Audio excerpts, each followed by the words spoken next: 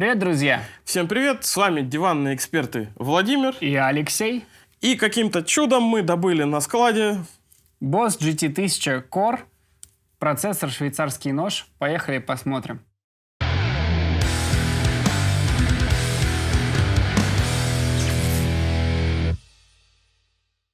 Владимир, а при чем здесь швейцарский нож? Слушай, на сленге сейчас у музыкантов, у многих процессоры такого формата, например, там Line 6 HX Stomp и, собственно, Boss GT1000 Core, их называют процессор швейцарский нож, потому что он в маленьком очень корпусе, который можно просто спокойно закинуть в чехол, условно, и забыть, может выполнить все самые основные функции для любого гитариста. Здесь все эффекты, которые есть на свете, присутствуют. Все, что хочешь, вообще можно накрутить. И, кроме того, конечно же, он эмулирует любой усилитель. Соответственно, сломался вдруг на площадке усилок, а такое бывает. Вот, ты достаешь из чехла GT1000 Core, включаешь в него свой процессор и играешь просто как через усилитель. Вот поэтому, как швейцарский нож, ты его всегда держишь в кармане, чтобы в любой момент можешь что-нибудь подпилить, подточить. Вот так же у тебя всегда в кармане, условно, GT1000 Core, чтобы любые звуки восполнить. Ну что, давай поехали посмотрим, что он вообще может, что в нем, в отличие от GT1000 обычного, находится. Ну, мы послушаем, наверное, пресеты для начала. Ну да.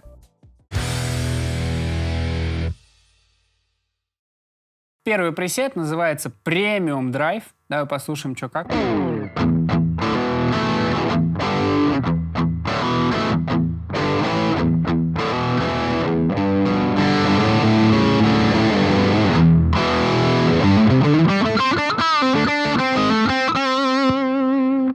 Сразу возникают вопросы, что-то оно включает. Что-то оно включает. Контроль один. Собственно, сразу, если разобраться с управлением, что здесь вообще как?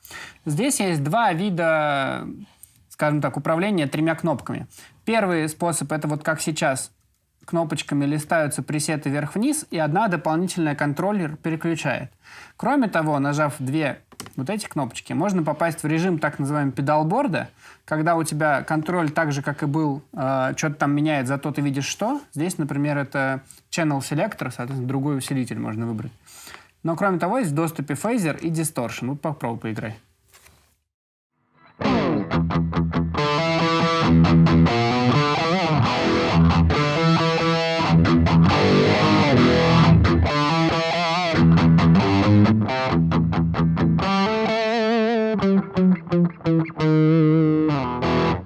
Ну, соответственно, если нажать на две другие кнопочки, включается тюнер. Вот, который... Единственная странность. Он не выключается переключение любой кнопкой, как обычно у всех. Опять же звук? Опять надо только на две кнопки нажимать. Это... я не понял, почему так происходит, но окей. Как зашел, так и вышел в таком ключе. Типа того. Соответственно, меню, и ты обратно попадаешь... Ну, давай дальше полистаем пресеты и да. попереключаем, что ж там меняется-то.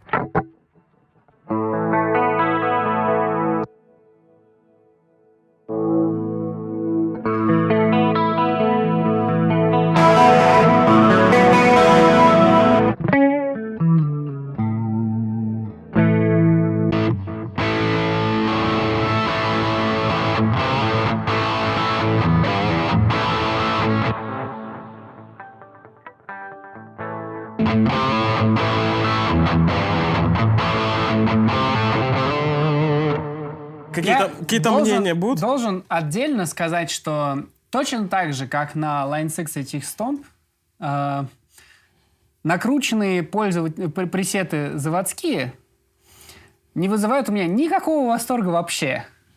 Отчасти это связано с тем, что в отличие от китайцев, большого количества китайских процессоров, Boss, конечно, он умеет воспроизводить импульсы, но Boss не настолько наглый, чтобы подгружать коммерческие импульсы заранее в свой процессор.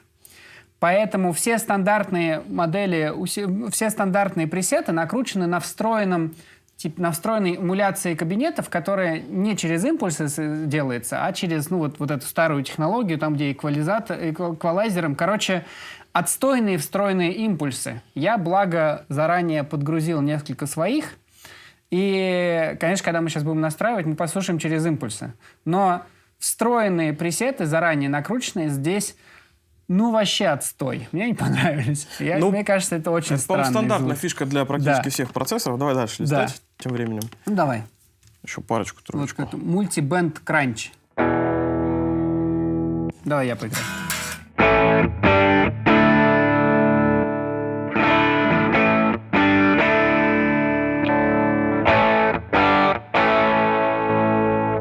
Ну ок. Да, 3D Jazz.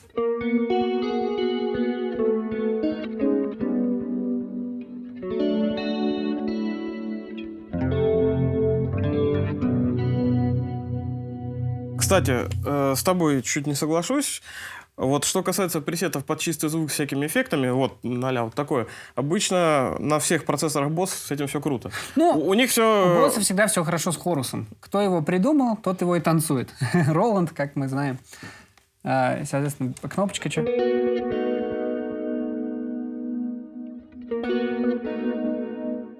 Хорус. Включился и выключился. Что дальше? Не хочу даже начинать. Ректифайер 50.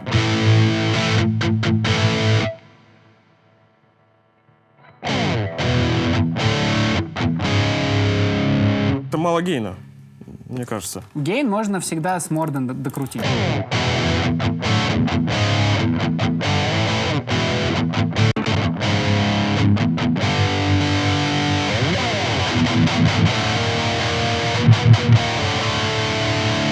Еще срезать середину будет Dead Metal.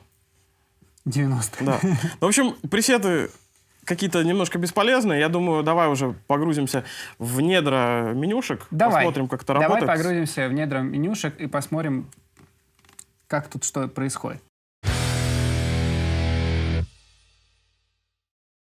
Итак, недра менюшек.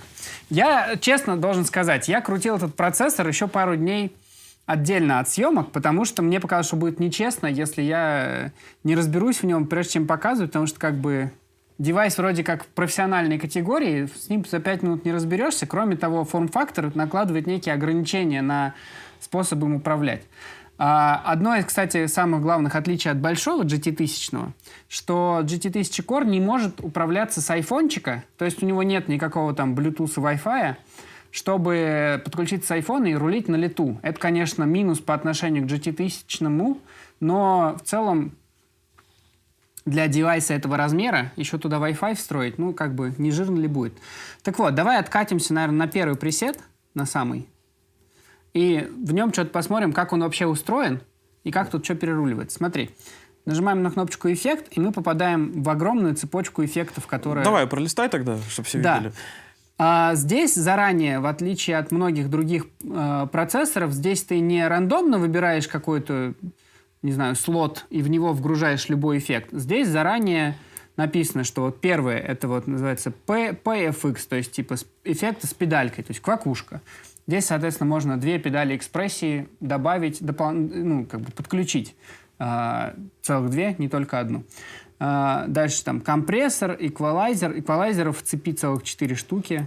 FX1, FX2. И дальше смотри, сплиттер, в котором в этом пресете заточено что? Заточено первый усилитель. И там для него noise gate эквалайзер. И второй усилитель, к которому еще включен отдельно distortion. Treble booster. Вот. Другие настройки усилителя, другой noise gate и так далее. Соответственно, кнопочкой Control, смотри, свич происходит линии, line селектора. То есть BOSS точно так же, как они в своих аналоговых педалях предполагают, что ты должен переключать несколько эффектов line селектором, так и здесь предполагают, что ты будешь line селектором переключать звуки. Ну, почему нет? Я так подозреваю, что количеством эффектов они просто ограничили вот производительность максимальную, которую можно... Но надо сказать, что если это максимальная производительность, то мое почтение. Ну, Не каждый в отличие от... того же самого Стомпа, да. Ну, об этом еще отдельно в поговорим. Стомпе сильно меньше, да? Я уже не помню. 8. Вот, 8 слотов.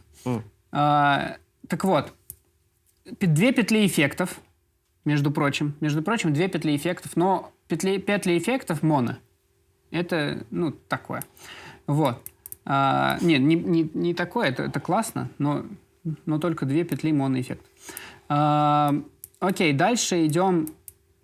Эквалайзер еще один, foot volume. Дальше странная немножко для меня странный немножко для меня момент. Здесь можно поставить 4 дилея самых простых цифровых, включить одновременно.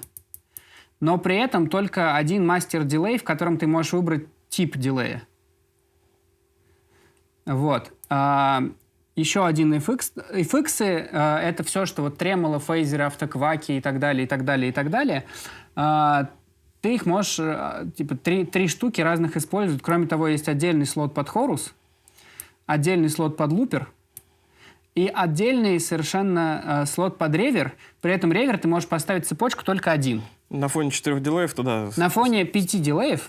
5 дилеев. Потому что 4 обычных и один мастер-дилей. Точно.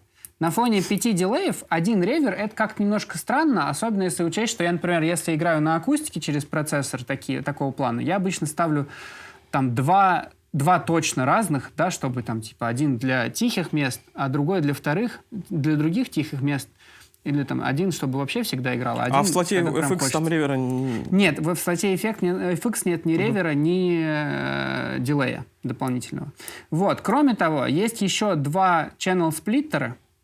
Соответственно, через них ты можешь либо поставить параллельный эффект, включив как бы 2 дорожки, либо как бы раутинг с помощью 2 channel сплиттеров может быть супер сложным, потому что может, например, один channel сплиттер в другой channel сплиттер воткнуть внутрь. Вот. И дальше параметры in and out. Здесь, соответственно, есть обычный left-right, есть еще sub-out, который я не до конца разобрался, как работает, но это не важно.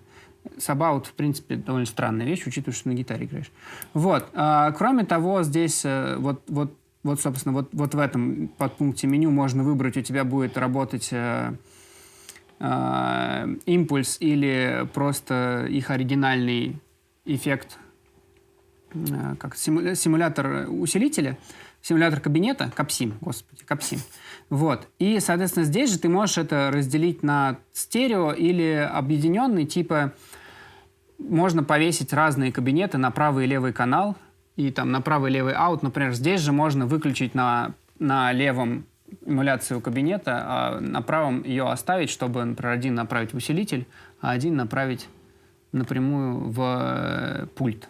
Ну, концертный потенциал тут видится прям очень крутой. Напоминает всякие вот холодильники Риги, которые там у всяких Ваев, Петруччи там и прочих, которые там... Да. Ну, там, правда, немножечко аналоговое оборудование. Но тем не менее, это очень мощный по возможностям процессор, который, несмотря на свои габариты, может выполнить огромное количество функций. То есть, представь себе, можно запараллелить 2 усилителя разных, на каждый повесить свой импульс, включить на каждый свой разный дилей, включить на разное все, по MIDI это все подключить к компьютеру, компьютер сам за тебя будет переключать эффекты, при этом, если у тебя под плейбеки идет, то, соответственно, ты можешь по MIDI запрограммировать переключение любых эффектов, подключить еще сюда до 4 дополнительных кнопок.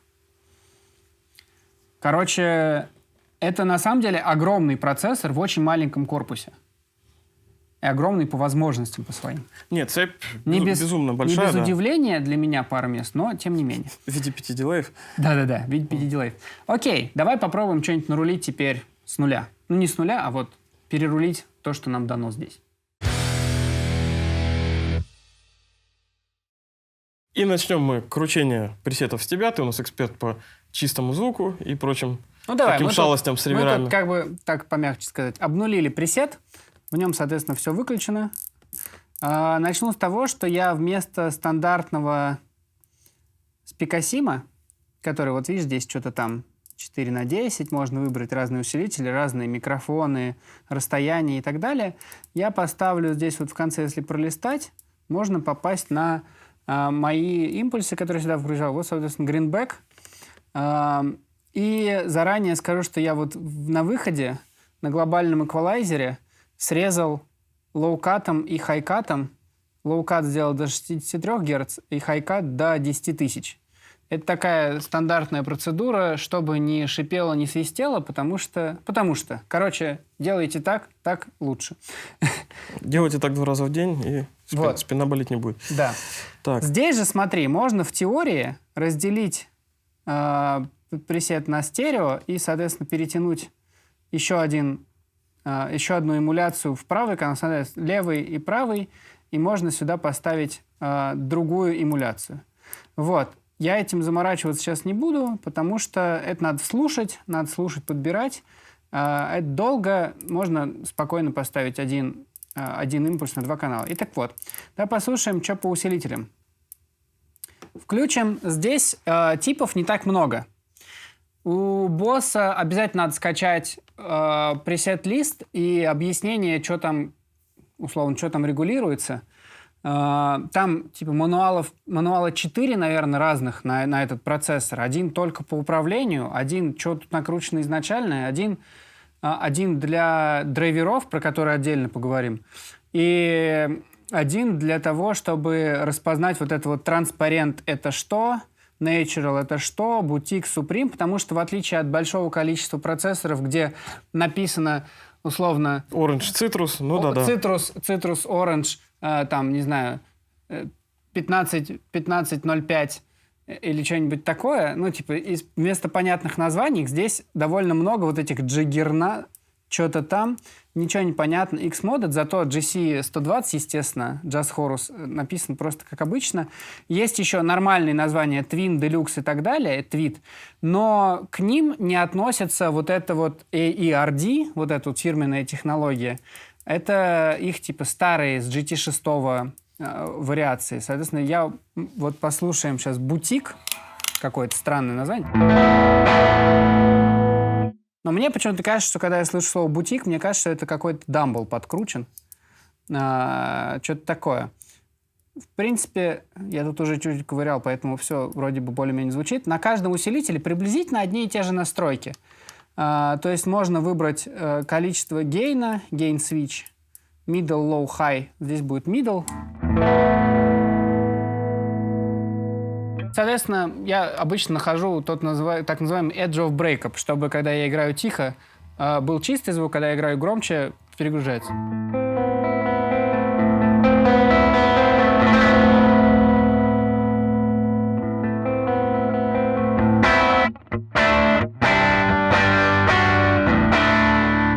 А вот тут сразу буду хвалить, потому что есть прям такая динамичность ощутимая. Динамичность ощутима, отклик на ручку громкости очень приятный.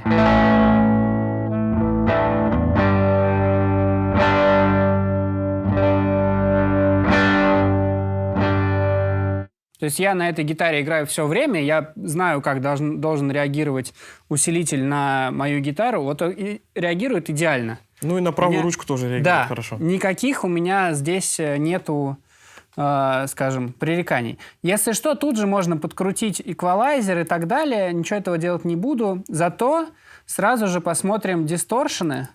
Я обычно, как ты знаешь, люблю... Да, Metal Zone, люблю всякие тюб-скримеры и так далее. Здесь сначала у тебя идут бусты, mid-буст, clean-буст, treble-буст и так далее. Потом идут всякие-то crunch, natural, тоже непонятные совсем пресеты. Fat DS, Lead DS, Metal DS. Вот что за Metal DS? Шум волны, короче. Это не то, что я люблю. Это уже скорее картошечку жарят. Да.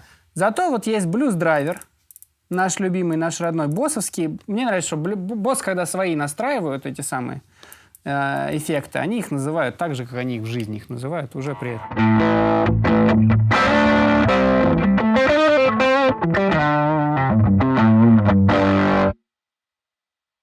Вот. Ну, похоже чем-то. Не на 100%, но похоже. Что? Тюб-скример. T-скрим. Тона чуть-чуть прибавим. Драйва чуть-чуть убавим. Level. Причем, смотри, на каждый еще distortion можно добавить Direct Mix. И тут это вообще почти про каждый эффект. Direct Mix — это то есть подмешать звук гитары в перегруженный канал. Для электрогитары, наверное, это не так актуально, не на всех, во всяком случае, пресетах. Но он скорее будет в минус идти, там будет вот это вот... Смотря на каком звуке. Но если ты играешь на басу, это супер классная фича. Окей, но я, как обычно, выбираю тюб-скример. Direct Mix — это все понятно. Выбираю тюб-скример. Чуть-чуть послушаем, что происходит уже.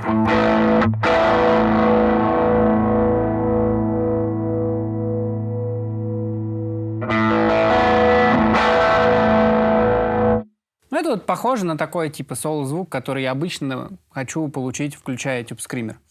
Окей. Пока что его выключу, оставлю то, что было. Поехали по эффектам. Что здесь есть? Здесь есть довольно большое количество реверов. Сразу типа перечислю. Hall 1, Hall 2, Plate, Room, Room 2, Ambience, Spring, Shimmer, Dual, Terra-Echo. Terra-Echo это... Сейчас. Любимый боссовский вот этот странный эффект. Вот. А кроме того, есть еще стереомод интересный на части эхо. Вот, Dual. Dual мне очень понравилось. Здесь можно выбрать два разных эха, вообще два разных эха на правый и левый канал. Очень удобно.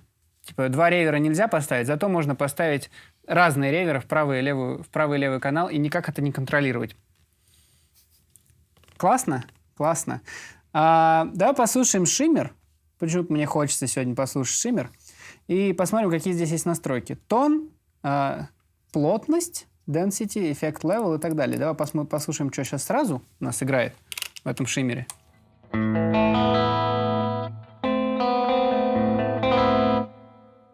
Хочется добавить длины. Как-то при таком уровне его что-то не очень-то и много, на самом деле. Потому что это не микс. Это Микс уровень дальше. эффекта, потому что дальше есть... Там нет микса. Здесь у всех эффектов нет микса. Здесь есть соотношение direct level и настройки по каждому и по громкости эффекта. То есть 50 на 50 это когда 100% FX level и на 100% direct. То есть это отличающиеся по своей структуре настройки эффекты. Это, ну, типа, что-то, к чему надо просто привыкнуть. Ну, чуть поярче его можно сделать, тогда будет слышно. И на всех есть предилей, low-cut, high-cut. Ну, короче, классические настройки. Демпы по низким, по высоким частотам. Есть DUC sense почему-то на все. DUC — это задержка. Ты вот играешь, он перестал играть, и вот он появился. На каждой практически это есть. Есть модуляция на каждом ревере. Это довольно прикольно. Очень обширные настройки. Ну и pitch, соответственно, можно, например, сделать плюс 12, и будет на октавку.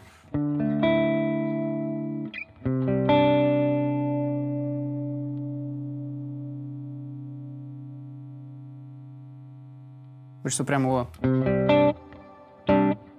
поднавалить в том первом.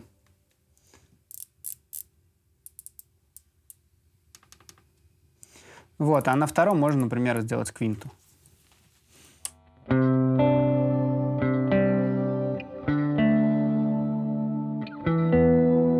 Ну, Shimmer ничего так. Вот, да, Shimmer мне прям зашел. Да и на самом деле, в принципе, ревера все такие довольно рабочие. Ну, это Boss, что тут говорить, да? Компания, которая суперизвестна своими реверами, своими вообще всем вот эффектами. Ну, любыми эффектами, я бы сказал. Бульки, Spring. Даже я бы сказал, too much булик. Все нормально. Все можно...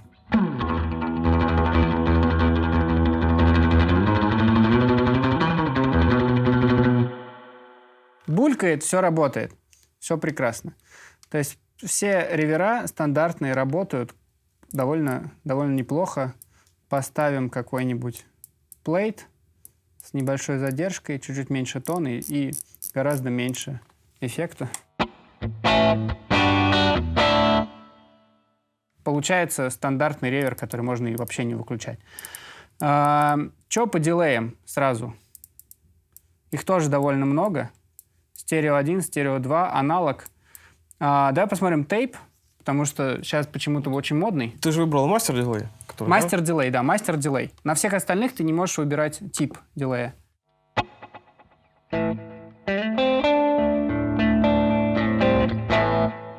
За тейп мой респект. Почему? Потому что, смотри, здесь кроме стандартных... Давай чуть-чуть время увеличу. Кроме стандартных настроек типа хай-ката и так далее, здесь есть еще... Модуляцию вижу. Head. Типа, как на настоящих пленочных дилеях можно выбирать, сколько считывающих головок работает. То есть вот сейчас он такой... Видишь, не один повтор дилей, а несколько. Это, по-моему, прикольно. И можно, соответственно, сделать разные. Потому что, как правило, тейп-дилей не используют как дилей цифровой, типа он тебе не нужен для того, чтобы у тебя четко каждый повтор играл, а его, как правило, используют для того, чтобы он создавал тебе какую-то подушку на задний план. И вот этот тейп делает все правильно. Он такой неравномерный получается.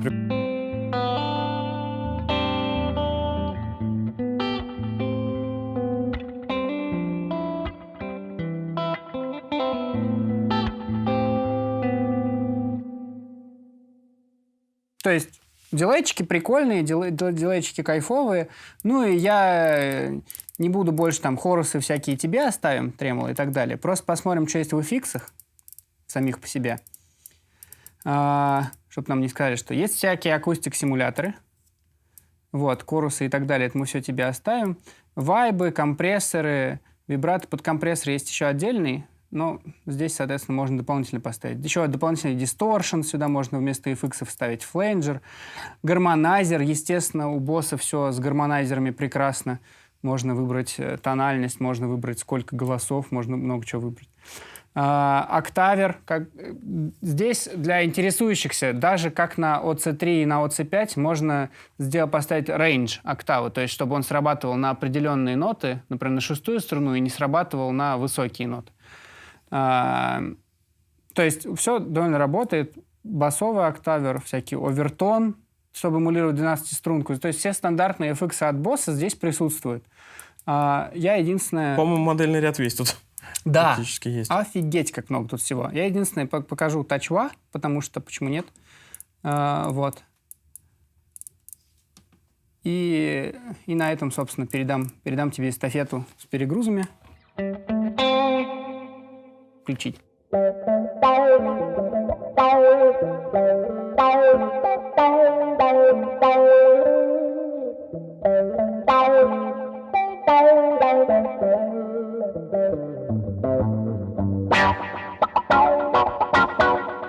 Мне не очень частота нравится у него. Она какая-то... Это я специально в низкие частоты увел. Частота вся выбирается. Я просто люблю вот этот вот low pass. Можно, конечно же...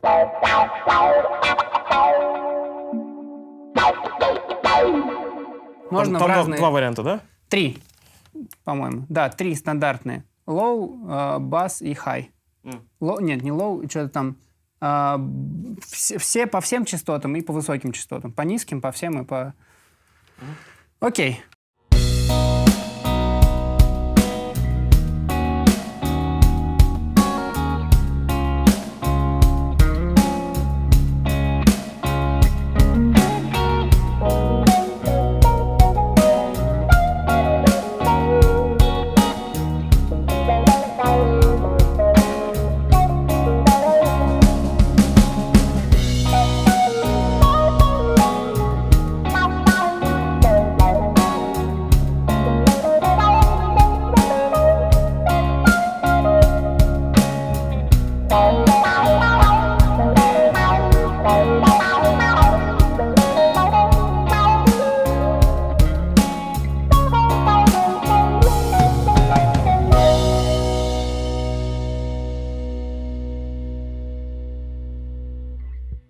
Ну что, поехали дальше, нагрузим его чем-нибудь метальным.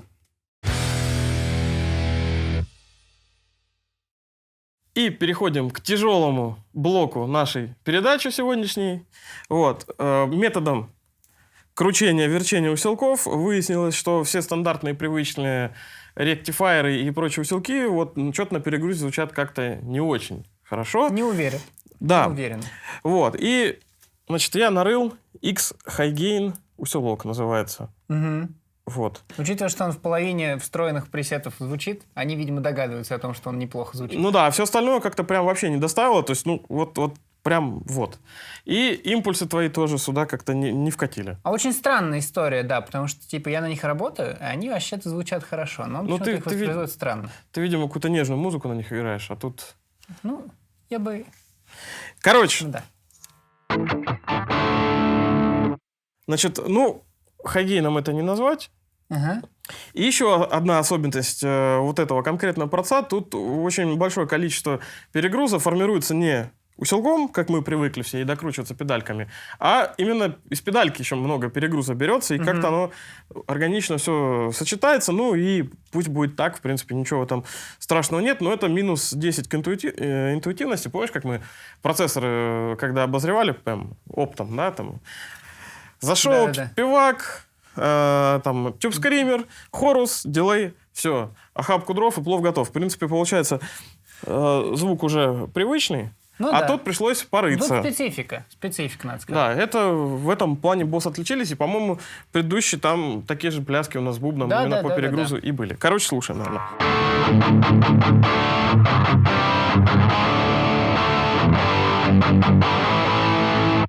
Ну, бодро чавкает, что еще нужно. Угу. Так, шипит. Не шипит. Носит супрессор. Да, это в народе именуемый как шумодав. Угу. Дальше ползем. Я тут велосипеды изобретать не буду. Жамкнем хорус. Послушаем.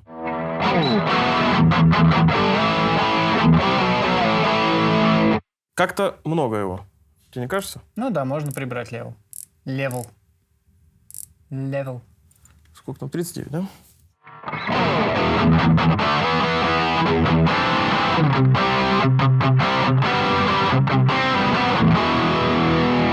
Отдельно хочу сказать, что вот эта математика того, что у тебя типа есть 100% драй-сигнал, и ты к нему добавляешь эффект, это немножко странно, потому что мозг все равно работает вот этой вот одной ручкой, у которой микс, который от wet до dry, и ты как-то все равно пытаешься прикинуть, типа, а что это за соотношение, где положение Ой, ручки? ну ладно, кстати, даже с ручками это всегда так на пальцах больше понятно, потому что... Да, но все равно что-то, к чему надо привыкать. Мы люди в возрасте, нам привыкать уже лень. Дилей. Куда без дилея?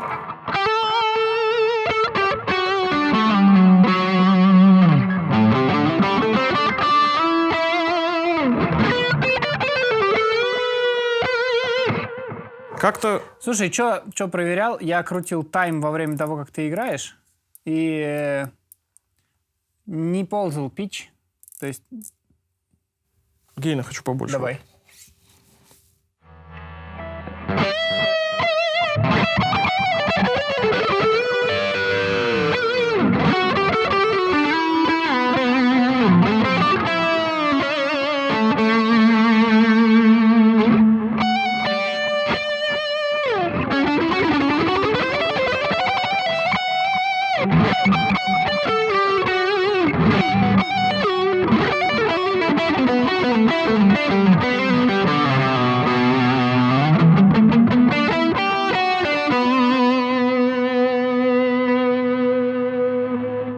Вот я должен сказать, что, возможно, с небольшой пляской с бубном, но перегруз-то классно звучит сейчас. Ну да, мне сейчас понравилось. Ну, то есть вот, типа из разряда, можно ли накрутить? Да. Ну, у нас, да, был это. немножко фейл с импульсами, когда что-то не завелось. Ну, что-то не получилось, да. При этом на чистых усилках все как-то работало. Видимо, импульсы не те. Ну, фиг его знает. Да, но импульс надо подбирать, это всегда такое. Маленькое добавление, их можно добавить всего лишь 16, а не 150, как на большом количестве других процессоров. Зато можно добавить. Ну, тем не менее, зато методом практическим доказано, что и стоковые усилки, а не загруженные импульсы очень даже звучат. Да, можно нарулить.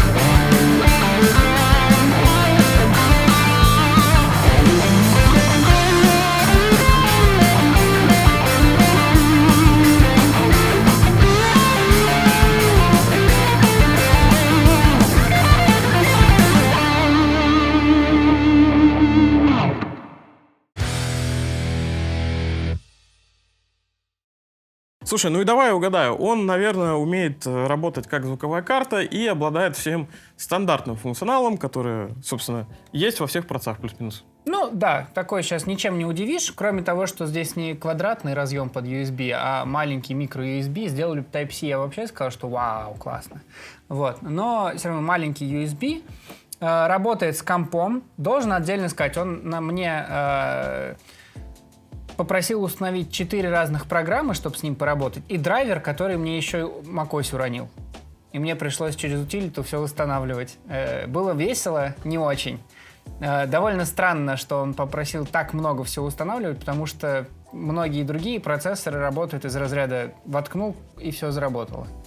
Так как звуковые карты сейчас все тоже работают, воткнул, все заработало. А здесь... Ну, как правило, приложение надо какое-нибудь утилиты, приложение как бы одно, я понимаю, типа 4, то есть AirLoader отдельно, штука, которая разветвляет все отдельно, которой ты можешь там роутинг внутренний отдельно, и программа, которая все настраивает, отдельно.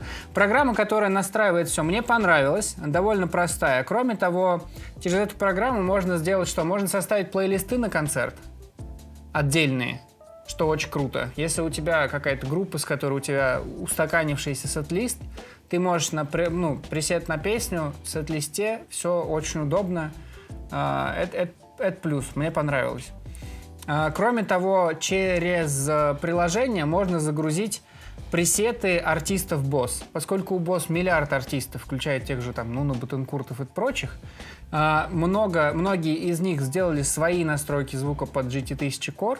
Ты их можешь загрузить себе и пользоваться, а не покупать отдельно за какие-то деньги, как у многих других компаний существует. То есть они прям даже бесплатные? Да, они бесплатные. Например, у тех же Line 6 их надо покупать. Там есть встроенный магазин, пресет в магазин, а вот тут все бесплатно, можешь загружать, пожалуйста, пользуйся. Вот. Да, и потом в этом магазине купил, и думаешь, а что же мы купили-то? Ну, неважно. Дальше, по работе с компьютером, наверное, это все. Как я сказал, по Bluetooth нельзя подключиться. Дальше, по входам-выходам, как я сказал, стерео-вход. Соответственно, можно и для клавишных использовать. Стерео-выход, что здорово.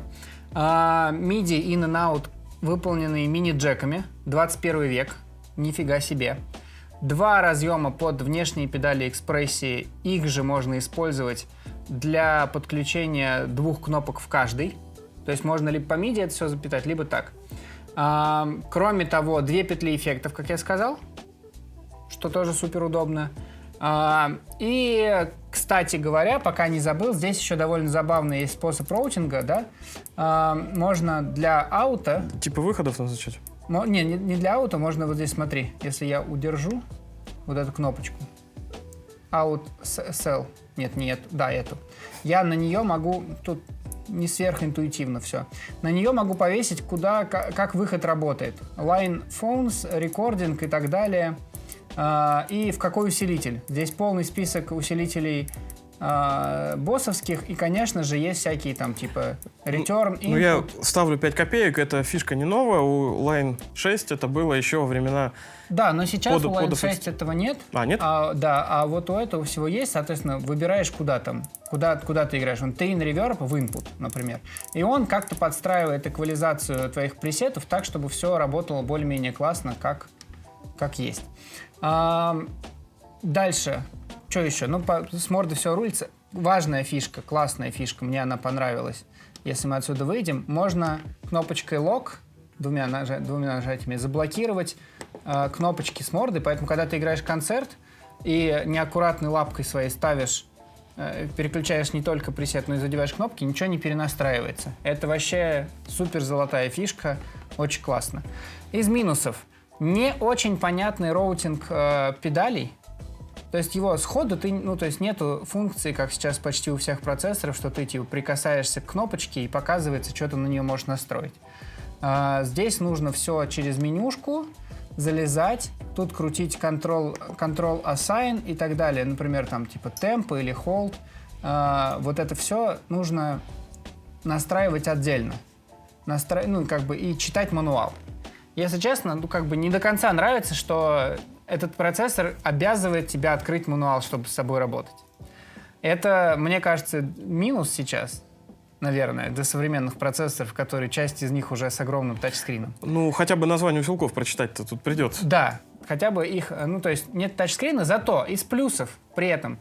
Мне кажется, они не поставили тачскрин, потому что вот мы сейчас сколько снимаем, он нагрелся совсем капель. Большая часть похожих процессоров греется колоссально, очень сильно. Этот не нагрелся. Поскольку у меня уже были проблемы с тем, что на сцене от софитов или от солнца на крымских фестивалях перегревается процессор и выключается, то, что он не нагревается сам по себе, это, я считаю, плюс. Вот.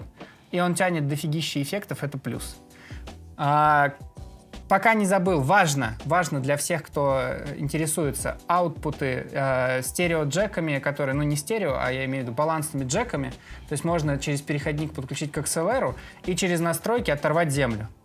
То есть если есть проблемы с фоном при подключении напрямую в пульт, то их можно решить с процессором. То есть тебе даже дебокс в принципе не нужен. Можно как-то костылями все решить. Вот. А вот XLR воткнуть... Он маленький. Ну какие тут еще XLR? Естественно, все для джеков. Ну... и один из выходов на джек работает как выход для наушников. Вот, ну, наушники туда тоже можно воткнуть. Классно? Классно. Мастер громкость, вот это все, куча кнопочек.